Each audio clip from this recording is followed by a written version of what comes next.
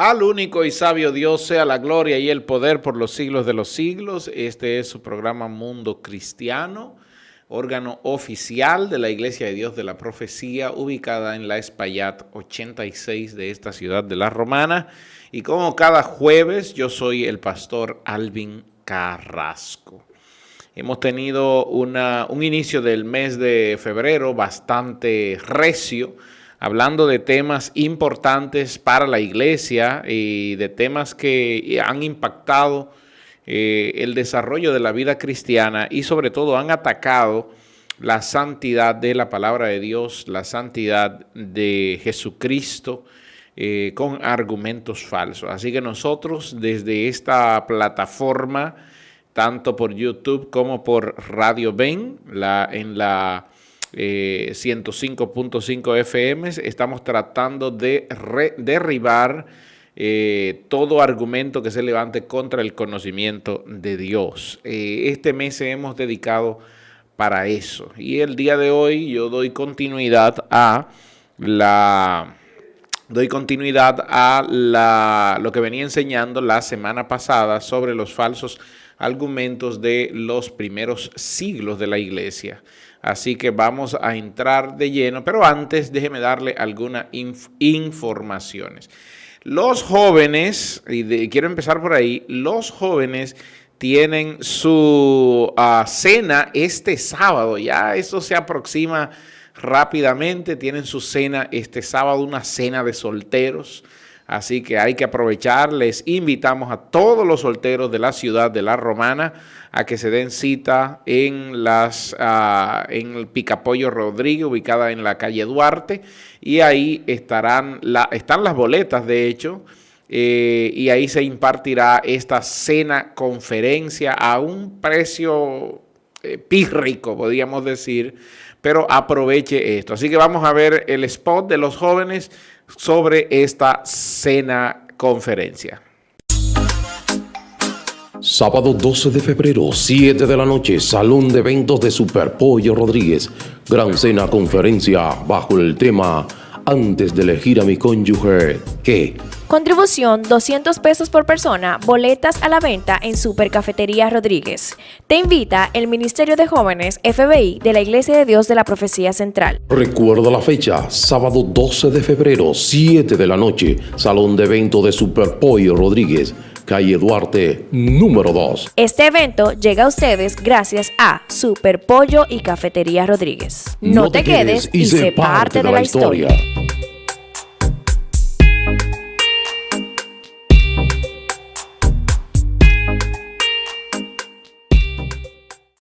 Bien, recordando que los martes estamos en Verdades Bíblicas en la iglesia a partir de las 7 de la noche. Los jueves nuestro servicio de alabanza y adoración a Dios también a las 7 de la noche. Los jóvenes los sábados tienen su servicio a las 5:30 de la tarde, pero este sábado recuerde que no hay servicio porque tendremos esta gloriosa cena, conferencia. Y nosotros nos reunimos los domingos desde las 9 de la mañana con la escuela bíblica. Estamos estudiando los profetas menores. Se titula Dios habla en tiempos difíciles. Y estamos haciendo un estudio profundo a los profetas menores. Y en este trimestre estamos enfocados en el libro de Amós. Y a las 11 de la mañana del domingo, entonces tenemos nuestro servicio de acción de gracias al Señor. Bien, la semana pasada yo había hablado, así como se ha hablado durante toda esta semana, tanto Carlos y Arturo el lunes, como los caballeros el martes y las féminas el día de ayer miércoles. Yo hoy y los jóvenes mañana hemos estado hablando, enfocando algunos argumentos falsos que se han levantado contra la fe y contra la santidad de Dios. Entonces, la semana pasada, el jueves pasado, yo hablaba la primera parte de falsos argumentos de los primeros siglos. Era la primera parte. Yo hablaba de dos falsedades de los primeros siglos, como era el gnosticismo y el marcionismo. Pero hoy voy a ahondar un poco más sobre otros otras doctrinas falsas que se han levantado, como es el caso del nestorianismo, es el caso del apolinarianismo, es el caso del docetismo, del pelagianismo, y la respuesta de la iglesia ante todo eso, ante todos esos. De hecho, la iglesia dio alrededor de 4 respuestas, y voy a comentar las 4 respuestas de la iglesia. 4 respuestas históricas en los primeros 5 siglos de la iglesia para contestar todo esto que se había levantado. Yo decía la semana pasada, ahondaba del gnosticismo, de la parte filosófica que se había mezclado para dar respuesta a los temas cristianos, y el gnosticismo había entrado en esa parte filosófica mezclando lo que era la fe cristiana con todos los conceptos filosóficos de Grecia.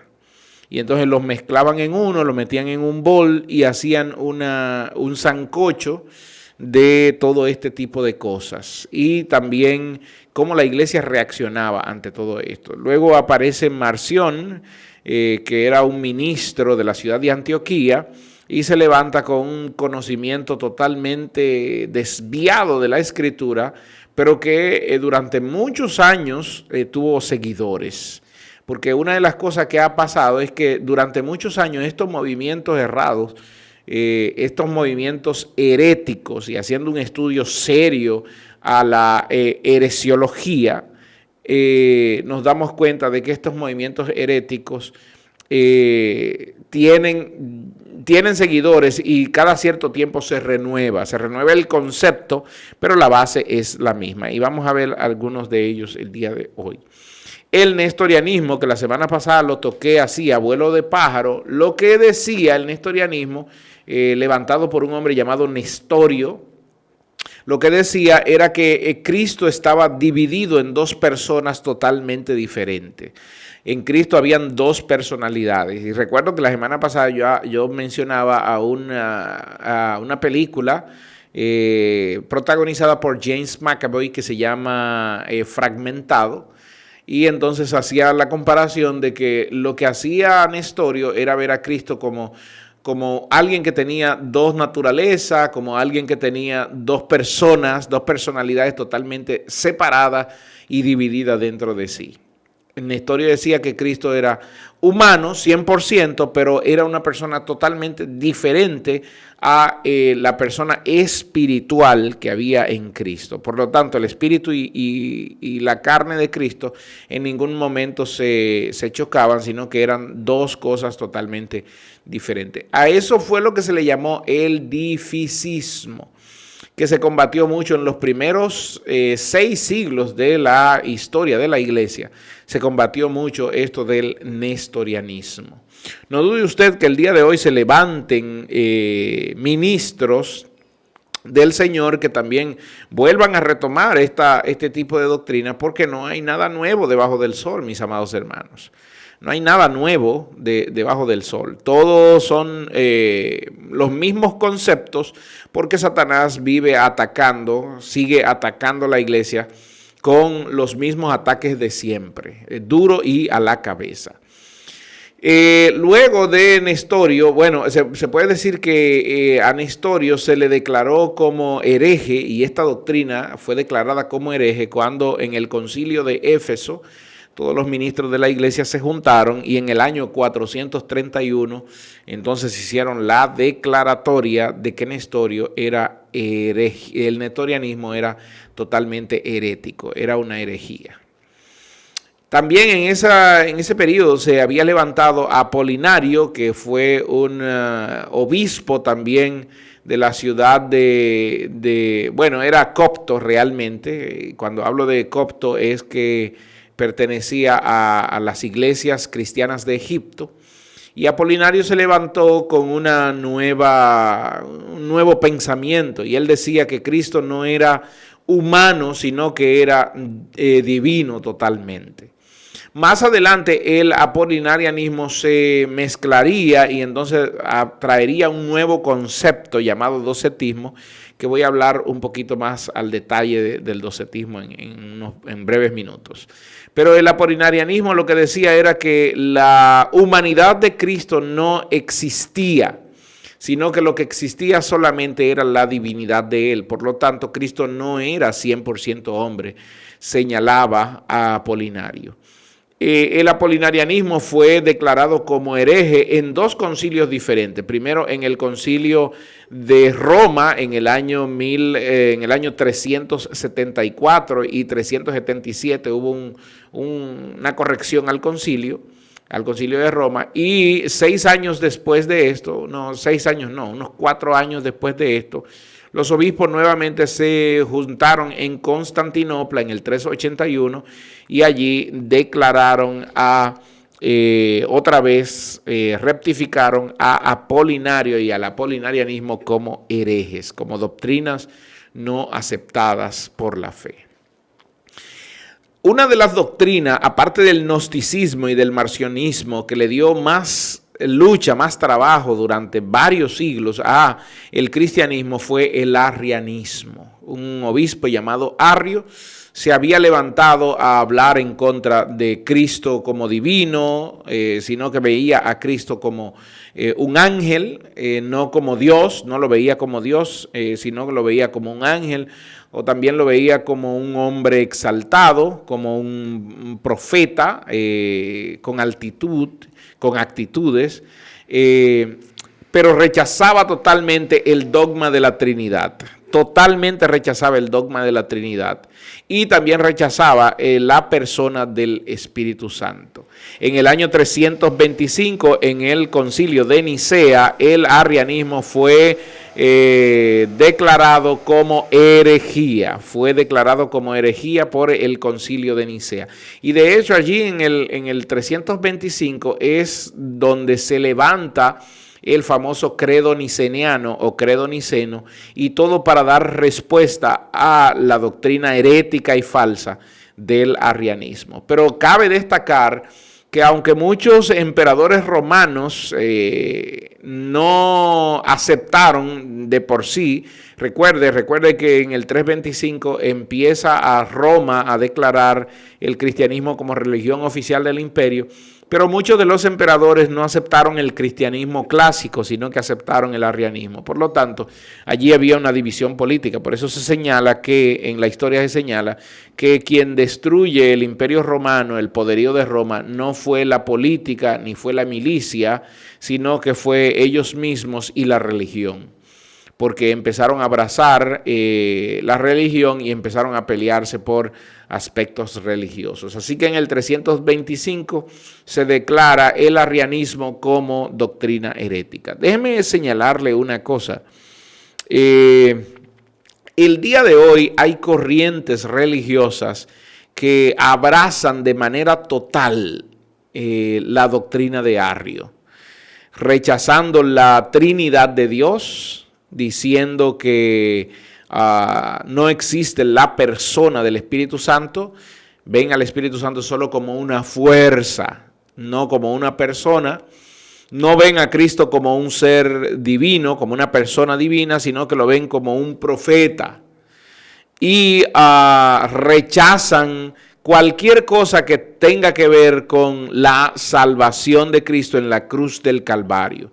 El arrianismo no aceptaba a Cristo como muerto en una cruz porque decían que la cruz era una señal de maldición, sino que al igual que un grupo el día de hoy lo señalaba como colgado en un madero. Y todo esto no es comprobado por la historia, no tienen un dato histórico específico que pueda garantizar este tipo de cosas. Por esa razón, los obispos se juntaron en el 325 en la ciudad de Nicea y mediante el credo niceno declararon al arrianismo como herético.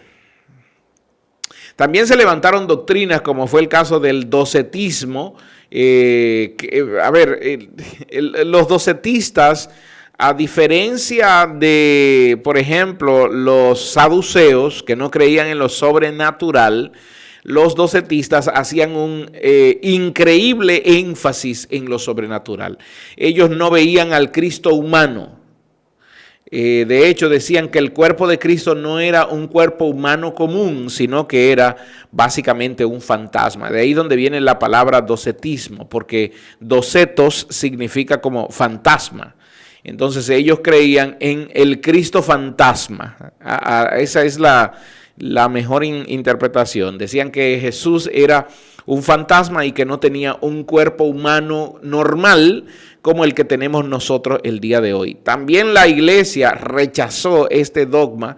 Ojo, hermanos queridos, miren, todos estos dogmas, estas herejías, estas falsas doctrinas fueron levantadas por hombres dentro de la iglesia, que entraron a la iglesia, que en alguna medida eran obispos, que eran ministros, que eran estudiosos de las escrituras, pero cada uno de ellos tenía algo en común y era sus constantes sueños, sus constantes visiones, porque muchos de ellos tenían visiones, como era el caso de Arrio. Tenía visiones y entonces pensaban que un ángel se le aparecía o que tenían un éxtasis y entonces todo lo que creían era sustentado mediante esos éxtasis o esos ángeles que se le aparecían. Lo mismo pasó con el docetismo. Otra doctrina que surgió fue el pelagianismo, Pelagio era un ministro también de la iglesia que se levantó y negaba, que negaba el pecado original. Decía que el pecado original no existía y decía y afirmaba que la gracia no era necesaria para la salvación de la humanidad. Decía que el pecado original no existía y que Dios, el pecado solamente era un concepto. Él decía, el pecado fue un concepto levantado únicamente por el pueblo judío, por lo tanto, era un concepto erróneo. Por lo tanto, decía él, el pecado no existe, no existe ni el pecado original, nosotros somos lo que somos, así Dios nos creó.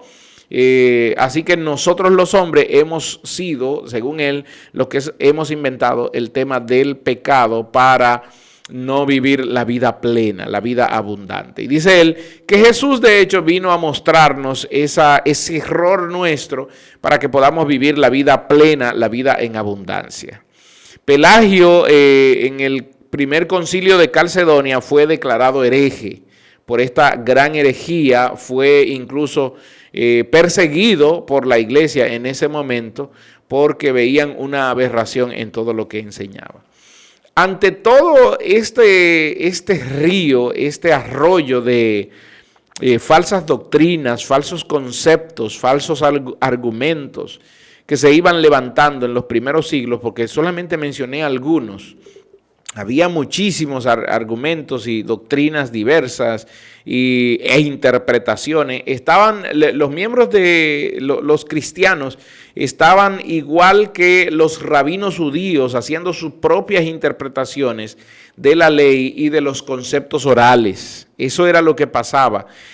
Recuerde que en principio no existía el canon. El canon aparece ya después del siglo III, siglo IV, donde se juntan los cristianos y aprueban el canon. Pero antes de ahí, entonces lo que aparecían eran interpretaciones y había que buscar una forma de cómo entender estas interpretaciones. Así que la iglesia, viendo todo esto, desde el principio empezó a dar respuesta ante todo esto. Ante todos esos falsos argumentos, la iglesia también dio respuesta, como es el caso, por ejemplo, de la Didache. Así se llama.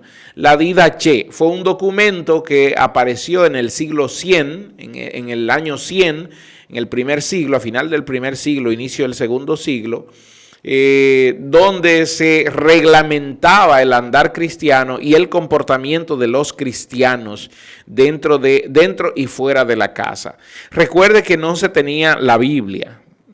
Lo único que tenían algunas congregaciones eran las cartas que el apóstol Pablo o que el apóstol Pedro o que algunos de los apóstoles había enviado, pero no se tenía más datos. Por lo tanto, había que buscar la manera de que todos caminaran al unísono hacia un solo lugar. Y esa es la razón por la que se crea un documento como la Didache, que destacaba las normas a seguir en el aspecto cristiano. Y allí daba normas de cómo vestir, de cómo ministrar la cena del Señor, de cómo hacer el bautismo, de cómo hacer el servicio al Señor, etcétera, etcétera, etcétera. Y mostraba un punto, lo primero que mostraba es los dos caminos. La Didache mostraba los dos caminos. Pongo delante de ti el camino del bien y de la vida y el camino del mal y de la muerte. Y entonces incitaba a los cristianos a seguir el camino del bien y de la vida. Y por eso esa cantidad de reglas y normas dentro de la Didache para regular, porque muchos se habían apartado de esta serie de normas y habían empezado a seguir sus propios conceptos, sus propias interpretaciones y habían empezado a vivir de la fe, como el día de hoy. Habían dejado sus trabajos y ahora se dedicaban solamente a la fe y vivían de las falsedades que iban inventando. Entonces la iglesia da como respuesta la Didache. Didache significa la enseñanza. Era una enseñanza que de ahí en adelante, desde el siglo I en adelante, las iglesias empezaron a estudiar y empezaron a andar según ellas. Otra respuesta de la iglesia ante todos estos falsos argumentos fue el canon. Se juntaron una cantidad de ministros y entonces empezaron a buscar los libros que consideraban ellos que habían sido inspirados por Dios. Y estos libros debían cumplir una reglamentación para ser incluidos en el canon. Que haya prueba en el libro de que había sido directamente inspirado por Dios para ser incluido. Y que haya prueba también de que quien lo escribió sea un hombre de fe. Lo primero que hicieron fue ir al canon hebreo o el canon alejandrino y de allí tomaron todo esto. El canon hebreo y el canon alejandrino incluía los libros de la Torá, que son los primeros 5 libros de Moisés, incluía los libros del Nevín, que son los libros proféticos. Recuerde que Neví significa profeta, que eran los libros proféticos, exceptuando el libro de Daniel, que ellos no lo consideraron como libro profético, ese fue en el primer canon, sino que a Daniel lo consideraron dentro de los otros escritos. Por eso Daniel cae dentro de los Ketubín y Torá, Nevín y Ketubín es lo que nosotros conocemos como las escrituras del Antiguo Testamento, la ley y los profetas. Bien, así que el canon dio respuesta a esto y recogió todos los evangelios que más fielmente hablaban la verdad acerca de Cristo y aquellos libros, aquellas cartas que habían sido escritas por los apóstoles del Señor, preferiblemente el apóstol Pablo, el apóstol Pedro, el apóstol Juan, preferiblemente ellos, y también Judas, que era hermano del Señor, y entonces fueron incluidos en el canon de la iglesia. Y ante todos esos falsos argumentos y todas esas falsas herejías que habían surgido, la iglesia da como respuesta el canon, lo que nosotros conocemos hoy como la Biblia. La última respuesta que dio la iglesia en todo esos primeros 1000 años fue la iconoclasia y era el rechazo total a las imágenes. Incluso cuando los iconoclastas entraban a un templo cristiano y rompían y desbarataban las imágenes, ellos decían que a Dios debe adorársele como Dios y no tener imágenes, porque así lo decía el Antiguo Testamento. Entonces la iglesia de Roma empezó a perseguir a estos hombres y de alguna manera la iglesia también apoyaba falsos argumentos, porque ellos mismos se habían levantado falsos argumentos con sus dogmas y sus bulas papales. Bien, amados hermanos, ha sido un placer para mí poder hablar en estas 2 secciones de los falsos argumentos de los primeros siglos. La semana próxima vengo con un tema también de picante, así mismo de picante, pero para que ustedes también lo tengan presente y podamos aquí hacer un estudio de esto. Vamos a hablar de vamos a hablar de varios temas importantes y sobre todo de los musulmanes. Vamos a hablar de los musulmanes. Así que la próxima semana aquí nos vemos. Que la gracia del Señor sea con ustedes.